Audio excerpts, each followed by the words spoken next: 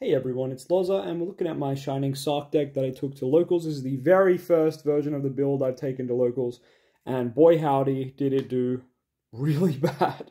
We'll talk about in this profile things I think we need to change going forward, the problems the deck has competing with the meta, and just, overall just problems that I found during the tournament.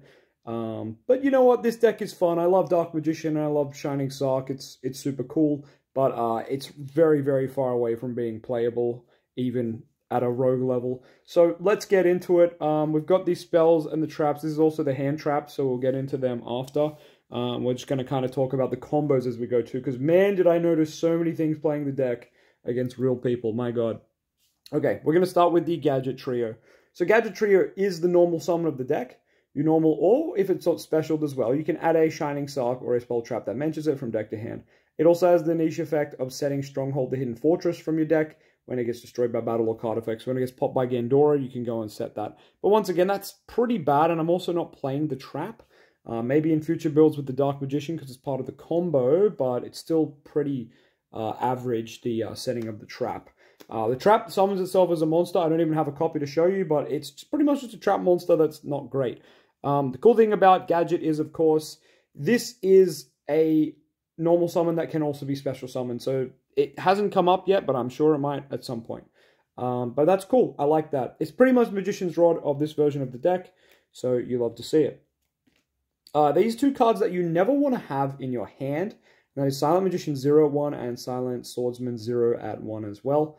I see people play this at a higher number because it is the better card, but I once again think, like, you don't want to open these, so I want to play them at 1. I understand playing the 2, so if you do open one, you can still summon one from deck off ties, but I'm still sticking by, like, 1 and 1 because, well, yeah, one's your spell negation and one's your targeting negation, but we're going to talk about how robbed Silent Swordsman 0 got in a little bit as well, because, man, it's bad. Silent Magician is very good. Silent Swordsman is, it's okay. We'll get into that more when we bring the spells up. Then we have 2 Gandora. Gandora, of course, being the going second, blow up the board. You still need Gold Sark on the field, though, to summon it and to be able to do all the cool stuff. It is very pretty, though, so that's nice. It does gain 300 attack for every banished card, so it's kind of like a little Grand Marju most of the time because we're playing Extra Not Desires, so it's never really that big. But it's cool that the cards you destroy, you get to banish as well. It kind of misses its combo with the deck, though, and we'll talk about that once again once the spells are on the field. Whoops. And our last 2 monsters were 2 Marshmelon. Yeah, more Marshmelon. This is a meme, and I can happily say you can play the deck without this. I went in with this in the main just knowing it was a meme, but thinking, let's give it a shot, because against Tempai Dragons, it actually seems quite good. No, it's still garbage. It's funny, it's cute, it's kind of like Magikaribo and Dark Magician, but it just doesn't quite get the job done, but it's very cute. So straight away, you can take these 2 cards out. You could, in theory, side them if you think it's worth it for Tempai matchup, but I think that's pretty bad. But yeah, in future profiles, you're probably not going to see me running this card, and, that's for a very good reason. We also get the Ebon Dark Magician later, so that will be an easy side out for these 2 cards, or switcheroo, I should say, for these 2 cards. So let's talk about how some of the spells and monsters not miss timing, but they just kind of don't pop off like they should in a deck that's, revolving around Shining Sark. So Shining Sark's awesome. You can activate it and add any Shining Sark card. Someone tried to Ghost Ogre it tonight. It's pretty funny because it can't be destroyed by card effects or monster effects, so that's cool. It can be obviously card affected, so MST'd or Cosmic, and that's really grim, but it is what it is. If you don't see this card, your whole deck is dead. If this card leaves the field, your whole deck kind of dies as well, so it's quite grim. The standard turn 1 board, you're normally ending on Gadget, Silent, and a Gold Sark. These are kind of like, you don't need them turn 1. This in hand is good turn 1, but that's about it. I always found myself, the standard line of play is either Gadget normal to get Sark, or Sark to get Gadget, and then one of them gets you to ties. Doesn't matter which one, because Shining adds Gadget, Gadget adds Shining, and then whichever one you haven't used can add ties. Now, ties lets you, if you control a Shining Sark and a Shining Sark monster, which you will, it'll be the Gadget, you can summon out both Silent Magician 0 and Silent Swordsman 0. Then you're locked out of the extra deck till the end of the turn, but that's obviously really, really good. We play the 1 because if you open this by itself, like unless you have this and any monster you can summon, like it's dead. And I figure you open Gadget, Gadget gets you this gets you this. Or you open Sark, Sark gets you Gadget, Gadget gets you this. Like you have essentially 9 ways to it. And you might be thinking, what? How do we have 9 ways? Well, we've also got Future Silence. Future Silence can add you any of the monsters, including Gadget, which means you've got 6 copies of Gadget, basically. So that means you kind of got 9 copies of Shining Sark, if you think about it that way. You know, not quite, but pretty much. So we're going to put the Future Silence here. I'm actually going to move this guy. Oh, he's going a bit off screen, isn't he? Let's just move Gandora over here, because we have some things to talk about. So Ties of the Brethren can move on schmoozy over here. So Turn Silence, I'm just going to put him near the Silent Magician, because that's his... Oh, sorry, Silent Swordsman, my goodness. And the Silent Magician 0 can go with his card, Future Silence, because, you know, they kind of go together. You know what, Ties can go up here with these cards, because, honestly, Ties is basically connected to both the Silent cards, because that's normally what you're going to summon off them. Anyway, okay. So here's where stuff gets really wild. Basically, as I said, turn 1, you're going to have Gadget, you're going to have Shining Sark, and the 2 Silent cards. Great. Past that, you prevent your opponent from playing by using your Targeting Negate. We're going to get to that in a minute. Your Spell Negate. Awesome. And then just your Floodgates and terrible hand traps. So that's your Shifters, your Anti-Spell, your There Can Only Be One, your Ash, and Imperm and that. Using a combination of them and these 2 negates, you're able to kind of lock your opponent out of playing their turn. And obviously, if you're unsuccessful in that, they're going to OTK and kill you. So you know that straight away. But if you are successful and the turn comes back to you, your board is still Gadget, the 2 Silence, and Sark. You do not have a lot going on. The best play you have is Shining Sark, go get Gandora, and then what? You summon Gandora and nuke your 2 Silence and your Gadget to nuke all their cards? Because normally, if you've given them Anti-Spell, or if you've flipped Anti-Spell, I should say, or if you've flipped There Can Only Be One, your opponent's normally set a bunch of cards or something to try to not die, or to set a bunch of spells for next turn. Gandora, you can summon it and just blow up everything on the field and banish it. Great, but then Gadget obviously can set a trap, but we're not playing the trap, and even then, like, the trap doesn't really do a lot. Or, and also, we're blowing up both the Magician and the Swordsman, and we don't get any recursion on them, there's no way to bring them back. Once they're gone, they're gone. Like, we only play these 1-on-1, and I know some lists play more. Once again, I see lists play more. But they are bricks, guys. Like, they don't do anything. You don't want to normal them. They can be normal. Don't get me wrong. They can be normaled. But without Sark, they're not a negate. And then if you're normaling them, like, why don't you just normal Gadget, go get Ties, and Ties will summon it from your hand and the other one from deck. Like, you just don't want to open these cards ever. Maybe an Illusion of Chaos Illusion of Chaos Soul's Engine could be good to put these back in the deck if you open them. But then that's going to clash with this, so we'll get to that in a bit. But basically, I found following up was really hard. Because your other option for follow-up is, oh, go get another Gold Sark. Great. Oh, sorry, another Gadget off your Gold Sark. You normal the Gadget, now you've got 2 Gadgets on the field and double Silent on the field. But, like, what does Gadget get you? Gadget can't get you another Ties because I only play 1. And even if it could, we've got 4 monsters on the field. So what? Ties is going to get me 1 summon. That's terrible. Or I can go get Future Silence off my Gadget search. Add any DM, add any Silent monster. But once again, what am I adding? Marshmallow at that point? Gandora once again? There's just nothing to do once you've established the initial board. So now let's talk about Turn Silence. Because in some of those scenarios, I went, oh, well, I've got everything else. I'll get Turn Silence. This card is an abomination, may I say. For some reason, when they made the Silent Magician side of this deck, it's really good, right? Search anything, and in battle phase, draw up to 6, which is a meme effect, but when you do it, it's very funny, and your opponent's like, what? Silent Magician 0 is obviously a spell negate. Generic just negates a spell. Awesome. Awesome. They understood the drill with Silent Magician, I will say that. With Silent Swordsman and Turn Silence, they just dropped the ball completely. For starters, Silent Swordsman 0 can only negate something that's targeting a Shining Sarcophagus or a monster that mentions it.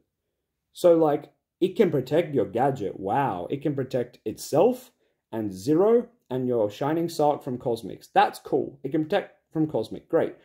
Why didn't they just go with making this card a generic monster negation, though? But we'll get onto that later. If they wanted this to just be a targeting negation, I feel like it should have been any targeting, but they made it specifically Shining Sarg, which, once again, you do need to keep this on the field to play. But I digress. It's only the monsters which can kind of, you don't really mind if they go. They're not that strong, except for these two. You want to keep them. But if it could protect your floodgates, like these guys, that would be ideal. Because, you know, these floodgates are at 1 now, so there's not really a lot else the deck does. And the games that I did win tonight, I did win some games. I didn't win any sets. I haven't even mentioned that yet. Guys, I went 0-3-1. I had 3 losses and 1 draw. The games I did take, because I did take games within those sets, which is because of these cards, or Shifter, so let's be real. This deck itself doesn't really have a good game plan. So the game plan, as I mentioned, the Gadget to Sark, to Ties That Bind, that summon these two, it seems good, but then there's nowhere to go from there. And Turn Silence really doesn't help with this. I thought, we're playing this at more than 1, and I thought I'll just play 1 because it seems kind of bricky, and I am absolutely right in my opinion. It feels really, really bad. I had games where I hard opened this with no other Gold Sark stuff, so it was terrible. And then I also had games where I had this with everything else, and it just doesn't come up. So its target face-up monster you control increases level by 3. That's such a bad start to a quick play spell, let me just say that. Next, if you activated this card in response to one of your opponent's monster effect activations while you control Shining Sark, and a monster that mentions it, negate the opponent's effect. So you have to have a monster, you have to have Shining Sark, and then this is a terrible Imperm, or Veiler. Why couldn't this just be, flip it, it's quick play, negate something. Target something, negate a monster. Target a monster, negate it. It could have just been that. It wouldn't be broken. It's a quick play spell. Like, it wouldn't be broken. In-archetype, quick play spell. Why couldn't it just negate something, target something, negate it? It would be fine. It wouldn't be broken. It would just be okay. But no, it has to make sure you have 1 Shining Sark, 2 a monster that mentions it, 3 it has to be activated in response to an opponent's monster effect. It is so frustrating to try to use this card. I can't drive that home enough. There's another effect though. Let's talk about that. It never came up, but let's read it. During damage calc, if your monster that mentions Shining Sark battles, banishes card from grave, end the battle phase. Once again, another effect is just too overtuned. Yeah, too overtuned. The opposite, sorry. This card is the opposite of overtuned. This card is overbalanced. For some reason, they thought you'd maybe abuse this in a stun deck, or this deck would be too stunny, but it needs to be stunnier, because right now I could just play Labyrinth, or literally Runic Stun, or any other stun deck, and it would be better than this, right? So this guy says, yeah, if you, during damage calc, if your monster that mentions Gold Sark battles banishes, why couldn't it just be, if it's the battle phase, banish this? Like, goddamn. I don't know. They missed the mark on Turn Silence. Well, let's focus that camera. They missed the mark really hard on Turn Silence. Future Silence is great. Silent Magician 0 is great. Just negate a spell. Great. What is going on here? What is going on here? The person who designed this is not the same person who designed this. I will say that. I will say that. But let's move on, because I don't want to dwell on the negatives, because, you know, there's probably going to be more to talk about. But basically, the deck has terrible follow-up, for starters, and it's very confusing to know what to do. Do you keep your board of floodgates? Right when I mentioned the Gandora scenario, Gandora can obviously come out and pop your field and your opponent's field and then swing for a big number, but it's normally not enough for lethal. And then you're getting rid of all your floodgates and whatever else you've established, like your silent cards, and there's no way to bring them back. I think the silent cards should have had a way to bring themselves back or something, maybe when they were destroyed off Gandora as well, like the Dark Magician that we're going to get in future. But anyway, that is the Golden Shining Sark core. Now we'll get onto the more generic cards. So we've got the triple Extrav. Not really much to talk about here. The extra deck is pretty much completely irrelevant cards. There is some stuff in here that's alright. I used Cerberus tonight. It was quite good. And I used Utopia, ironically, and VLS. And they were all quite good when I needed them. But we don't really care, right? And happily, we need to draw cards. So we're going to do that. And then we're going to pair that with the cards that are going to let our, not just Extra resolve. We're going to let our, you know, there's 9 cards in here I mentioned that search. There's Gold Sark. There's Turn Silence, and there's our Gadget friend. So, pardon me, 9 starters there, and we just need them to resolve to get our combo. So I played the 4 cards to help us resolve them. let's get into the hand traps I played to, go along with the call by and the shifter. So we played the cross out and the call by. 3 shifter, really good card for this deck, but it's just not the format for it, or at least at my locals, it's just not the time for it. A lot of the decks I versed tonight, which I'll talk about at the very end, didn't care about shifter, or they were playing shifter themselves. So it was kind of like, well, I just sided that out in game 2 and 3 because, it's kind of dead. But I just thought that was interesting. Obviously, if shifter's like, not in format, this would be a way better deck as well, which I will say confidently. Triple Ghost Ogre, it was quite good tonight. Quite good. It's very good against Tempai and all that stuff. It's pretty generic. Ash, very generically good. And then lastly, we had Imperm, which very generically good. Cannot complain about any of those hand traps. They were okay. They did the job. I was playing some different ones in testing. I was playing Effect Veiler. I was playing Drolls and Nibiru. But I think this lineup's better for... I mainly geared it to beat Tempai, but man, I only versed 1 Tempai tonight, and I got slaughtered anyway, so it didn't really matter. But anyway, this was the vibe I was going for. Cross out to protect us from hand traps, and then obviously hand traps to stop our opponent.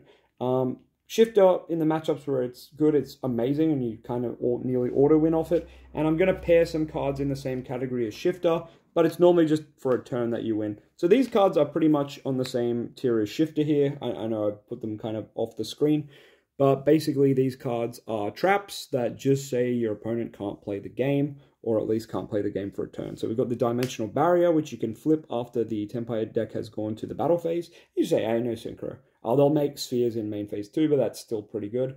And if you have the Ash, you can obviously deal with the spheres pretty well.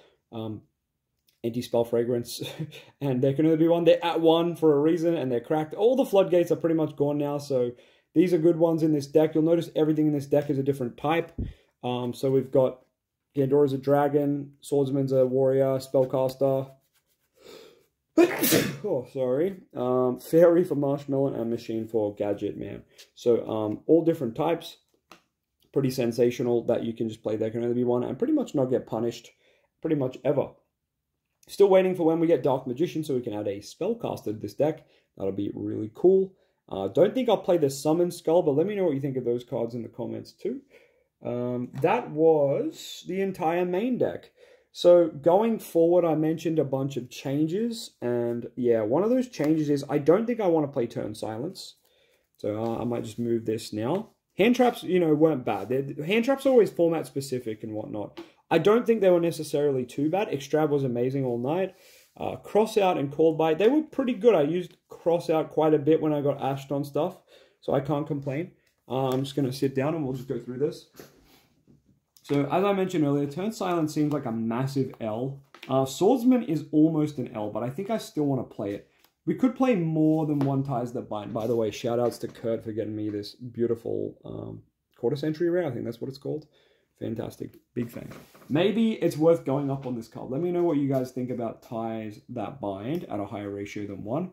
I was spooked it would be a bit bricky, but I'm kind of thinking now that that's maybe wrong. But let me tell you this. These cards over here, not good. Not good. I think anyone with a brain would have known Marshmallow and it's not going to be good. But man, was it funny and cool. So other changes. Fenrir would be an excellent addition here.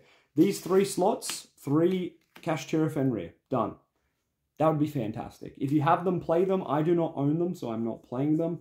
But that's all I can really say there. Those 3 cards being Fenrir would make the deck a lot better. This card in the battle phase was interesting. And there was some scenarios where I kind of cheesed my opponent out of, like, killing me. But there's nothing... Once again, the deck has a lot of problem recovering if Shining Sark is gone. And if you don't top deck a new one. And you just kind of lose. So, like, this card felt like a play to not lose rather than play to win. And it was... just, yeah, very lackluster in that regard. The burn seems relevant, but then when you remember, if you're ever destroying this by card effect yourself, it's off Gandora. That means you paid half your life to do it. So it's like, yeah, I pay half my life to burn my opponent 1,000 and summon another one. It's not really worth it. So yeah, in short, Turn Silent seems way too situational with the way it's worded. Marshmallows seem just too gimmicky and silly, but, that's kind of the nature of Marshmallow. Everything else seems okay. I mentioned the Swordsman feels very inferior. to the Magician, so I understand why builds are playing more on the Magician. What's weird is I see people play Silent Magician 0 at a higher number, and also normal Silent Magician, the one where you tribute a spellcaster to summon it and it can negate a spell. Then it's like, what? That's just kind of the same as this, no? I don't know. Unless you summon out just 2 Silent Magician 0s and tribute one of the others. I don't know if Ties can summon 2 of the same. Special summon 2 with different names. No, it has to be different names. Oh yeah, I'm really not sure.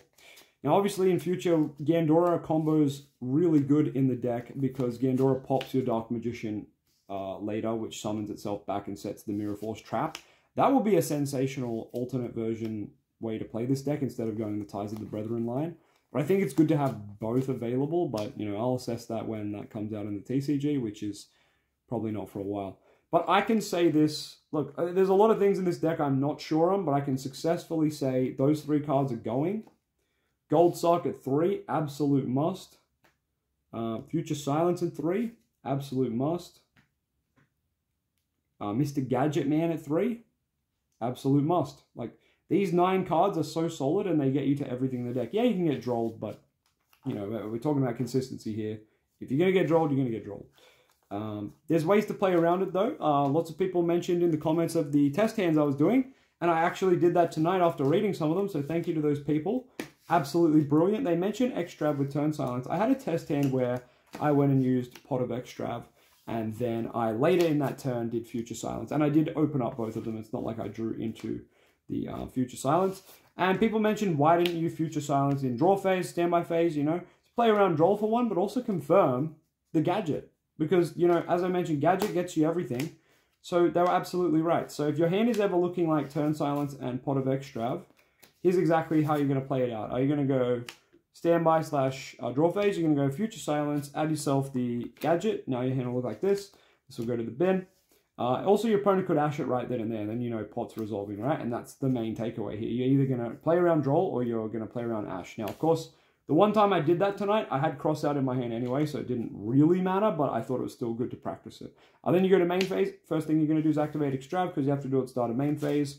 Let's just grab this deck and shuffle it up, and we'll draw 2 random cards. Alright, draw 2. Damn, that's bad.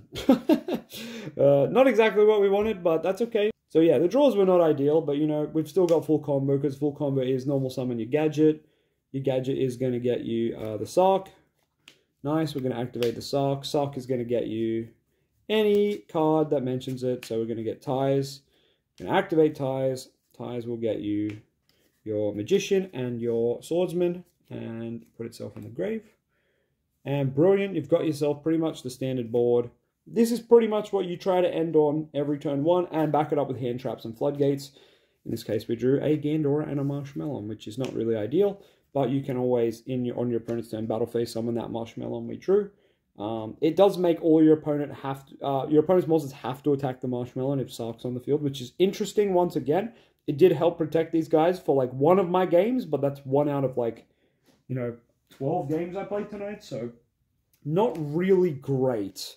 There's definitely cards that are more generically good, and I'm going to focus on those, like obviously Gadget and Sark and Future Silence. Tie That Binds is amazing. Obviously I'm playing it at 1, but I think you could maybe go up. But I don't know. It just needs so much setup that I don't think I can. But anyway, I'm going to probably hit the lab with this deck before I take it back to locals and change a couple of things. Let me know what you think down in the comments.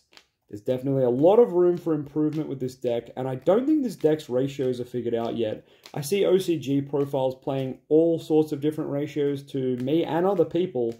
The only thing that seems to be figured out is obviously Shining Sark, Gadget, and Future Silence at 3 seems to be optimal. Pot of Extrav seems sensational in the deck, though you can play engines like Nadir and other stuff too. But we'll get onto all of that another time. But let me know what you're doing with this deck in the comments, and what you're doing with the extra deck too, because right now it's just Extrav targets, really. But until next time, I'm your boy Loza, and I do be making that Dark Magician and Shining Sark content. But yeah, have yourself a wonderful night. I'll catch you guys next time. Peace.